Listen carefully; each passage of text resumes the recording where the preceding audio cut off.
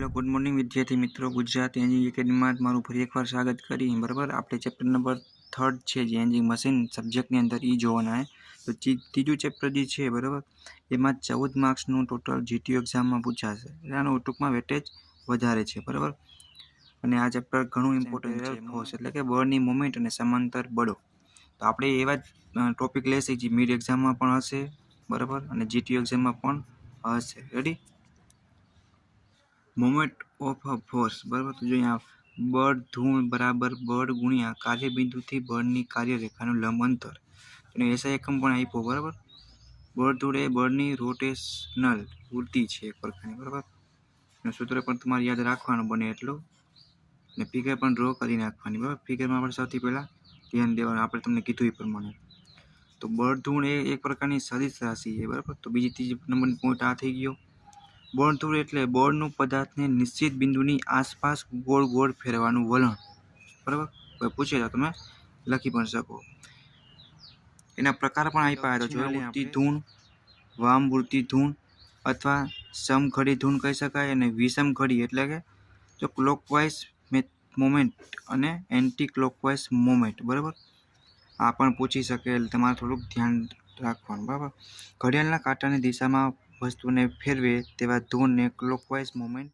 જો આમાં દાખલાને વધારે હશે એટલે પેપર થોડુંક શોર્ટ ટાઈપનું નીકળતું હોય, એટલે આવું બધું જૂનું ઘણું બધું પૂછાશે, બરાબર. ઘડિયાળના કાંટાની વિરુદ્ધ દિશામાં વસ્તુને ફેરવે તેવા ધૂળને એન્ટી ક્લોકવાઇઝ કહેવાય. પછીના ઉદાહરણ જોવા જઈએ આપણે એક્ઝામ્પલ તરીકે, તો પાના હે વડે નટ ચડાવવાની કે ખોલવાની મેથડ, બરાબર. આપણે પાના વડે નટ બોલ કે એવું ખોલતા હોય અથવા ચડાવતા હોય તો એ મેથડ. ઘરના દરવાજાને ખોલવો કે બંધ કરવો. આ બે તમારા એક્ઝામ્પલ થઈ ગયા. રેડી? બળધૂળની દિશાની વાત કરી તો બળધૂળ એટલે કે એમ વડે તમે દર્શાવી શકો, બરાબર. ની દિશા જમણા હાથના અંગૂઠાનો નિયમની મદદથી નક્કી કરી શકાય. આના માટે જમણા હાથની આંગળીઓની આકૃતિમાં દર્શાવ્યા મુજબ રોટેશનની દિશામાં વાળવામાં આવે છે, અને એ વખતે અંગૂઠાની દિશા મુવમેન્ટની અક્ષ એક્સિસ દર્શાવે. રેડી? તો તમને એની ફિગર પણ આપી, મોમેન્ટ એક્સિસ છે, અહીંયા આપણા અંગૂઠાનો પણ સિમ્બોલ તરીકે છે, બરાબર. તો ઘણીવાર પૂછાતું હોય છે, બરાબર. રોટેશનલ અબાઉટ એક્સિસ છે ઝેડ, બરાબર. અહીંયા વાય છે. ફિગર પર તમારે ડ્રો કરવાનું વધારે રાખવાનું, કેમ કે એને ફૂલ માર્ક્સ હોય છે અને સામેવાળાને. કપલની વાત કરી બળ યુગ્મ, બરાબર. આ પણ મિડ એક્ઝામમાં હોઈ શકે અથવા જીટીયુ માટે પણ આઈએમપી છે, અહીંયા પૂછાઈ ગયો પણ છે. રેડી? એની આકૃતિ પણ આપેલી છે. જે વસ્તુને ઘડિયાળના કાંટાની દિશામાં ફેરવે છે ને જે વસ્તુને ઘડિયાળના કાંટાની વિરુદ્ધ દિશામાં ફેરવે છે, તો તે ધન એટલે પોઝિટિવ ગણવામાં છે, તે ઋણ એટલે કે નેગેટિવ, બરાબર. તમે જોઈ શકો બે વસ્તુ બે ફિગર માટે આપેલી છે. યુગ્મભુજ આર્મ કપલની વાત કરી કે બળ યુગ્મના બે બળો વચ્ચેના લંબ અંતરને યુગ્મભુજ કહેવાય છે. પછી આગળ જોવા જઈએ તો બળ યુગ્મ ધૂળ મોમેન્ટ ઓફ કપલ છે, એનું સૂત્ર અને બધું હતું, કઈ બળ ગુણ્યા યુગ્મભુજ એમ બરાબર પી ગુણ્યા એ ટાઈપનું આપ્યું છે. એના એકમો પણ આપ્યા છે. અને બળ યુગ્મ ધૂળને ટોર્ક કહેવાય. ટોર્ક શબ્દ આપણે ઘણી વાર આવશે, બરાબર. એને ઉદાહરણ જોવા જાય તો કમાનવાળી ઘડિયાળને ચાવી ભરવી, વાલ્વનું ગોળ ચક્કર ફેરવવું, મોટરના સ્ટેરિંગ વાલ્વને બંધ હાથે ફેરવા, પાણીના નળને ખોલવો કે બંધ કરવો. આ 4 મોશન થતી હોય છે. રેડી? પ્રેક્ટિકલી પણ લાઈફમાં ગમે ત્યારે પૂછી શકે તો કામ આવે, બરાબર. પછી સિદ્ધાંત છે, આ જીટીમાં પૂછાશે 100%, બરાબર. પણ મિડમાં પણ પૂછાઈ શકે. આ ચેપ્ટરમાંથી આ ઇમ્પોર્ટન્ટ છે. ફેરિંગનો બળધૂળનો સિદ્ધાંત, બરાબર. પ્રિન્સિપલ આવે એટલે તમારે સમજી જવાનું મોમેન્ટનો. જો કોઈ વસ્તુ પર ઘણા બધા સમતલીય બળો લાગતા હોય તો આ બળો બધા બળ છે, બરાબર. એકની વાત નથી કરી, બધા કીધા. બળોનું કોઈ એક બિંદુ આગળ ધૂળ એટલે કે મોમેન્ટ જે બધા બળોના પરિણામી બળનો ધૂળ બરાબર થાય, જેને ફેરિંગનો સિદ્ધાંત કહેવાય છે. આ મસ્ત લીટી તમારે લખી નાખવાની ડબલ ઇન્વર્ટેડ કોમામાં કરી, અને પછી તમારે આ ફિગર ડ્રો કરી નાખવાની, બરાબર. એ વસ્તુનું ખાસ ધ્યાન રાખવાનું છે. બળધૂળનો સિદ્ધાંત આ પણ મિડ એક્ઝામમાં પૂછાઈ શકે શોર્ટમાં. પછી જીટીયુમાં પણ કોઈ પદાર્થ પર ઘણા બધા સમતલીય બળો લાગતા હોય અને તે પદાર્થ સમતોલનમાં હોય તો તે સમતલમાં આવેલા કોઈ પણ બિંદુ બધા જ બળોની મોમેન્ટ બેઝિક સરવાળાના શૂન્ય થાય છે, બરાબર. તો તમારે પહેલા નંબરનો સ્ટેપ આ લખી પછી તમારે બીજા નંબરનો લખી નાખવાનો, બરાબર. ક્લોકવાઇઝ મોમેન્ટ બરાબર એન્ટી ક્લોકવાઇઝ મોમેન્ટ સિગ્મા એમ બરાબર 0. રેડી? બળ યુગના ગુણધર્મ પ્રોપર્ટી ઓફ કપલની વાત કરીએ. આ પણ મિડ એક્ઝામમાં પૂછાઈ શકે એવો આઈએમપી છે અને જીટીમાં પણ હશે. રેડી? પૂછાઈ ગયેલો પણ છે. તો જોઈ લાક્ષણિકતાઓ પણ કહી શકાય છે કે બળયુગમાં પેદા કરતા બે બળોને બેઝિક સરવાળો શૂન્ય થાય એટલે કે પરિણામી બળ શૂન્ય થાય. સેકન્ડ નંબર શું કહીએ કે બળયુગમાં પેદા કરતા બે બળોના તેજ સમતલના કોઈ પણ બિંદુ આગળના મોમેન્ટનો બેઝિક સરવાળો બળયુગમાં ધૂળ જેટલો થાય. બરાબર? લાક્ષણિકતા પૂછે ત્યારે તમારે આ લખવાનું થાય. કઈ જરૂર નથી. રેડી? બળયુગ્મને સંતુલિત એટલે કે બેલેન્સ કરવા તેના જેટલા જ મૂલ્યનું પરંતુ વિરુદ્ધ દિશાનું બળયુગ્મ લગાવવું પડે. બરાબર? બળયુગ્મને એક બળ વડે સંતુલિત કરી શકાય અને એના માટે ઘણા બધા બળો જોઈએ. ત્રીજા ચોથા નંબરનું શું કહીએ છે? અનેક સમતલીય બળયુગ્મનો બેઝિક સરવાળો કરી તેઓને એક સમતુલ્ય બળયુગ્મમાં ફેરવી શકાય છે. બરાબર? આ પણ જીટીયુ એક્ઝામ અને જીટીમાં તો હશે જ પણ મિડ એક્ઝામમાં પૂછાવાનો ચાન્સ વધારે છે. રેડી? તો બળ ધૂળ મોમેન્ટ ઓફ ફોર્સ અને બળયુગ્મ. રેડી? તો જોઈએ કે બળ ધૂળ વસ્તુના સીજી માંથી પસાર ન થતા હોય તેવા એક બળથી પેદા થાય. બરાબર? આમાં શું કહે બળયુગ્મ સરખા સમાંતર અને પરસ્પરથી પેદા થાય છે. બળ ધૂળ પેદા કરતું બળ વસ્તુને બળની દિશામાં ખસેડે છે અને સાથે સાથે વસ્તુને પણ ગોળે ફેરવે છે. પોતે ચડે અને બીજાને પણ ચડાવે. બરાબર? તો બળયુગ્મ પેદા કરતા બે બળોનું પરિણામી બળ શૂન્ય હોવાથી તે વસ્તુને માત્ર ગોળ જ ફેરવે. તે વસ્તુને બળની દિશામાં ખસેડતું નથી. ગોળ ફેરવે છે પણ વસ્તુની દિશામાં ખસેડી શકતું નથી. તો આ તફાવત છે આપણો different between moment of force and couple. બરાબર? બે પોઈન્ટ થઈ ગયા. ત્રીજા પોઈન્ટની વાત કરી કે બળધૂળ પેદા કરતા બળોને સમતોલનમાં લાવવા તેટલા જ મૂલ્યનું વિરુદ્ધ દિશાનું એક રેખીય બળ લગાવવું પડે છે. એક રેખીય બળ લગાવવું પડે. બરાબર? સમાંતર. તો બળધૂળમાં હંમેશા પાના વડે નટ ટાઈટ કરવી. બરાબર? બોલ્ટ ટાઈટ કરવા. તમે બધો અનુભવ કર્યો હશે. ઘરના દરવાજાને ખોલવા કે બંધ કરવા. તો આમાં જોઈએ આપણે બળયુગ્મ કપલની અંદર ત્રીજા નંબરનો પોઈન્ટ બળયુગ્મ પેદા કરતા બળોની જોડને એક બળ વડે સંતુલિત કરી શકાય નહીં પરંતુ તેટલા જ મૂલ્યનું વિરુદ્ધ દિશાનું બીજું બળયુગ્મ લગાવવું પડે છે. બરાબર? આ પોઈન્ટ છેલ્લા છે. બળયુગ્મમાં હંમેશા પરિણામી બળ શૂન્ય હોય છે. રેડી? જો આના એક્ઝામ્પલ શું હશે? મોટર કારના સ્ટીરિંગને બે હાથ વડે ફેરવાની વાત કરી ને પાણીના નળને ખોલવો કે બંધ કરવો. આ બે એક્ઝામ્પલ તમે લખી નાખો. એક્ઝામ્પલ તફાવત પૂછાય જ છે. બરાબર? તફાવત પૂછાય જ છે જીટીયુ એક્ઝામમાં અને બીટમાં પણ.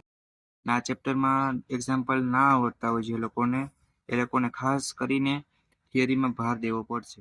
નેક્સ્ટ ટોપિક છે આપણો આઈએમપી સમાંતર બળોના સમતોલનની શરતની વાત કરી છે. બરાબર? તો એમાં તમને બે શરત આપી છે. બધા જ બળોનો બેઝિક સરવાળો શૂન્ય થવો જોઈએ. પહેલી શરત આ છે આ ભાઈની. બરાબર?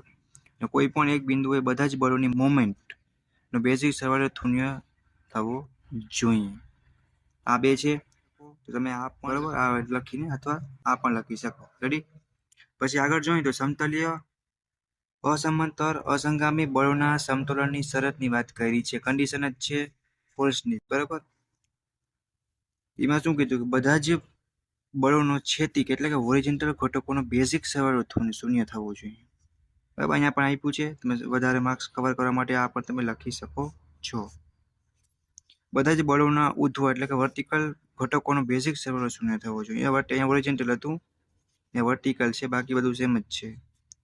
VH હોરિઝોન્ટલનો જ છે, અહીંયા V વર્ટિકલનો છે. બરાબર? ખાસ ધ્યાન રાખવાનું. ગોખવાની કોઈ ટ્રાય ના કરે મહેરબાની કરીને.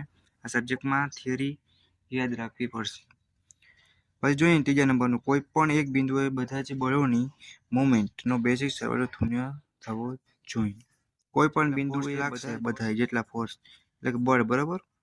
એ મોમેન્ટ છે ને બેઝિક સરવાળો કેટલો થવો જોઈએ?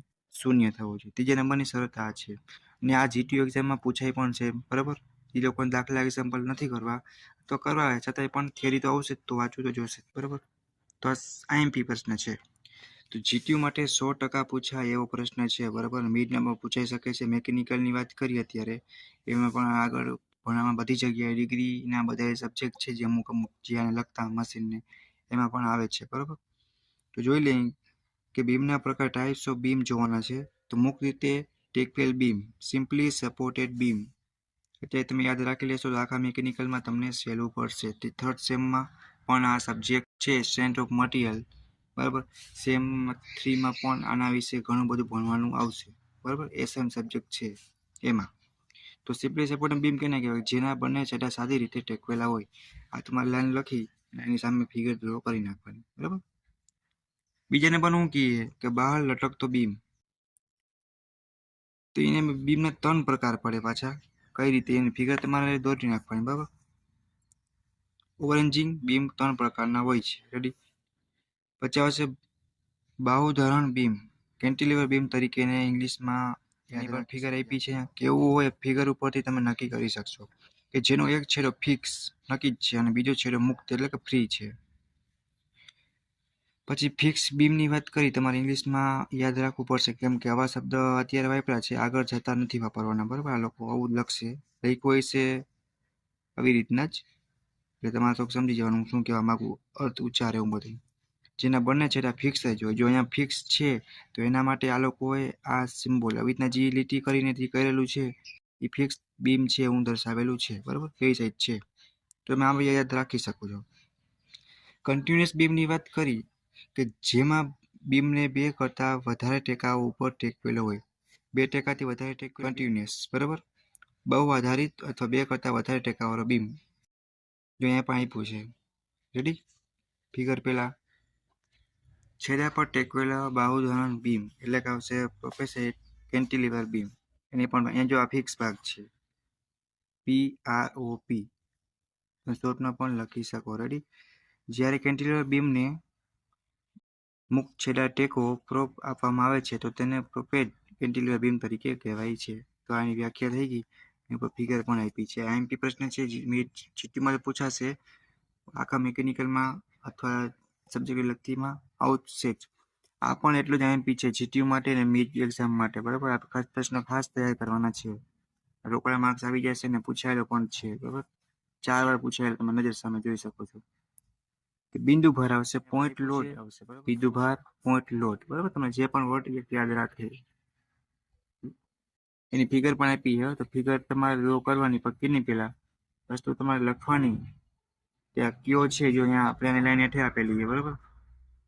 કોઈ એક બિંદુએ કેન્દ્રિત થયેલા ભારને બિંદુ ભાર એટલે કે પોઈન્ટ લોડ કહેવાય છે. સિમ્પલ જ છે. લ્યો, કોઈ એક બિંદુએ કેન્દ્રિત થયેલા ભાર, એક બિંદુ પર કેન્દ્રિત થયો હોય, બંધેલો હોય જે ભાર, બરાબર, એને આપણે બિંદુ ભાર તરીકે કહી શકીએ, કેમ કે બિંદુ ઉપર આપેલો છે, ભાર છે બિંદુ ઉપર લાગતો. વિતરિત ભારની વાત કરવાના છે. તે બીમની લંબાઈ પર એકસરખી રીતે પથરાયેલા કે એકસરખી રીતે વહેંચાયેલા ભારને સમવિતરિત ભાર તરીકે ઓળખવામાં આવે છે. તો પહેલા નંબરનું સ્ટેપ તમારે આ લખવાનું, બરાબર. પછી એની ફિગર, જો આમાં કંઈક આવી મોમેન્ટ છે, બરાબર, એક પ્રકાર તમારે ધ્યાન રાખવાનું ખાસ. પછી જોવા જાય તો સમપરિવર્તિત ભારની વાત કરીએ તો બીમની લંબાઈ પર એકસરખી રીતે વધતા જતા કે ઘટતા જતા ભારને સમપરિવર્તિત ભાર કહેવાય. બીમ છે એની લંબાઈ પર એકસરખી રીતે વધતો જાય અથવા ઘટતો જાય એ ભારને આપણે શું કહી શકીએ કે સમપરિવર્તિત ભાર, બરાબર. એની ફિગર પણ આપી છે, બરાબર. અહીંયા રેડી? પછી એવો જીટીયુ એક્ઝામ અને મિડ એક્ઝામ માટે આઈએમપી પ્રશ્ન છે, બીમ, ભાર અને આધાર એટલે સપોર્ટ, બરાબર. આવું ઘણી પૂછાતો હોય, તમને આઈડિયા આવી જશે થોડુંક, તમે આગળ સેમ કમ્પ્લીટ કરશો એટલે. 4/4/22 પૂછાઈ ગયો, 21, 19, બરાબર. તો સાદો આધાર છે, સિમ્પલ સપોર્ટ છે, રોલર સપોર્ટ, બીજાગ્રાનો સપોર્ટ, ફિક્સ છે. તમારે ફિક્સ સપોર્ટ તરીકે યાદ રાખવાનું છે, બરાબર. તો જોતા જઈએ આમાં તમારે ફિગર આવી રીતના દોરવાની અને લખવાનું છે પણ, બરાબર, કે આ પ્રકારના આધારમાં બીમ આધાર પર સરળ રીતે ટેકવવામાં આવે છે. બીમ અને આધાર વચ્ચે કોઈ જોડાણ રચવામાં આવતું નથી. આ પ્રકારના ટેકામાં માત્ર ઉધ્વ દિશામાં જે પ્રતિક્રિયા ઉત્પન્ન થાય છે અને બીજી કોઈ દિશામાં પ્રતિક્રિયા ઉત્પન્ન થતી નથી. તો બીજાગ્રાવાળો આધારની વાત કરીએ આપણે તો આ પ્રકારના ટેકામાં બીમનો છેડો, બરાબર, ટેકા સાથે બીજાગ્રાથી જોડેલો હોય છે. તમે જોઈ શકો છો, બરાબર. આવા ટેકામાં બીમ આગળ પાછળ ખસી શકતું નથી, પરંતુ કોઈ પણ દિશામાં ફરી શકે, રોટેશન થઈ શકશે પણ ખસી શકશે નહીં, બરાબર. આવા ટેકામાં ઉધ્વ એટલે કે વર્ટિકલ ક્ષિતિજ દિશામાં હોરિઝોન્ટલ કે ત્રાંસી પ્રતિક્રિયા ઉત્પન્ન થઈ શકે છે. રોલર આધાર જોવા જાય, રોલર સપોર્ટ, આ પ્રકારના ટેકામાં નીચે રોલર ગોઠવેલા હોવાથી બીમ સપાટી પર આગળ પાછળ સરકી શકે, એટલે આમ ગોલ મોમેન્ટ ટાઈપની મોશન કરી શકે છે, બરાબર. આવા ટેકામાં રોલર જે સપાટી પર ટેકવેલ હોય તેને લંબ દિશામાં પ્રતિક્રિયા ઉત્પન્ન કરે. તેની ફિગર પણ આપી છે, બરાબર. ફિક્સ લાસ્ટ વાત કરી, બરાબર. ફિક્સ સપોર્ટને આ પ્રકારના ટેકામાં બીમને દિવાલ કે કોલમમાં ચડી દેવામાં આવે છે, બરાબર. પહેલો પોઈન્ટ આ ફિગર એની આપી છે. આ લાઈન લખીને તમે દોરી શકો, બરાબર. બીમ આગળ પાછળ ખસી શકતું નથી કે કોઈ પણ દિશામાં રોટેશન થઈ શકતું નથી. આવા ટેકામાં વર્ટિકલ ઓરિજિનલ કે લાઈન એટલે કે રોટેશન એમ રિએક્શન આવી શકે છે, મુવમેન્ટ પણ આવી શકે છે. થઈ ચેપ્ટર કમ્પ્લીટ થઈ છે અને તમે પ્રેક્ટિસ કરી શકો, બરાબર. એના માટે મેં થોડાક ક્વેશ્ચન છે સ્વાધ્યાયના આપણા એ તમારે પાકા કરવાના છે. આપણે જો આ વ્યાખ્યા પણ જોઈ ગયા, લાક્ષણિકતા પણ જોઈ ગયા, આ પણ 2 વ્યાખ્યા જોઈ ગયા, સિદ્ધાંત જોઈ ગયા, બરાબર. એવા તમને પ્રશ્ન આપેલા છે અને જીટીયુમાં ક્યારે ક્યારે પૂછાયા છે એ પણ બાજુમાં લખેલું છે, બરાબર. તો તમારે ખાસ એકવાર વિડીયો જોઈ વાંચી અને પછી તમારે શું કરવાનું, એકવાર આ પ્રશ્ન આપેલા છે એ તમારે રીડ કરી નાખવાના એટલે તમારો આ સ્વાધ્યાય છે એક પ્રકારનું આ ચેપ્ટર છે એનું પ્રેક્ટિસ થઈ જાય, બરાબર. પછી જીટીયુ અને મીટ કાઢશી પણ અત્યારે આપણે આ બધાય વાંચી નાખવાના છે. રેડી. હવે આપણે ચેપ્ટર નંબર 4માં મળશે, બરાબર. એ પણ વિડીયો લેક્ચર સાથે જીટીયુ એમપી પ્રશ્ન સાથે મીટ પણ પૂછાતા હશે એવા પ્રશ્ન સાથે. તમારા ફ્રેન્ડને પણ શેર કરો, બરાબર. જેથી કરીને એને પણ એનો લાભ લઈ શકે અને સબસ્ક્રાઈબ કરીને સપોર્ટ કરો. તમને કોઈ ડાઉટ કે ક્વેરી આવતી હોય તો કોમેન્ટ કરીને તમે પૂછી શકો છો, એની કોઈ પણ બ્રાન્ચ હશે, ઓકે. અને આપણે આ ચેપ્ટરની પીડીએફ પણ બનાવીને ડિસ્ક્રિપ્શનના લિંક નાખી દેશે. જે કોઈને બુક્સ ના લીધી હોય, બરાબર, વાંચવું હોય, ઝેરોક્ષ કરવી હોય તો એ પણ ડાઉનલોડ કરી શકવાની જરૂર નથી.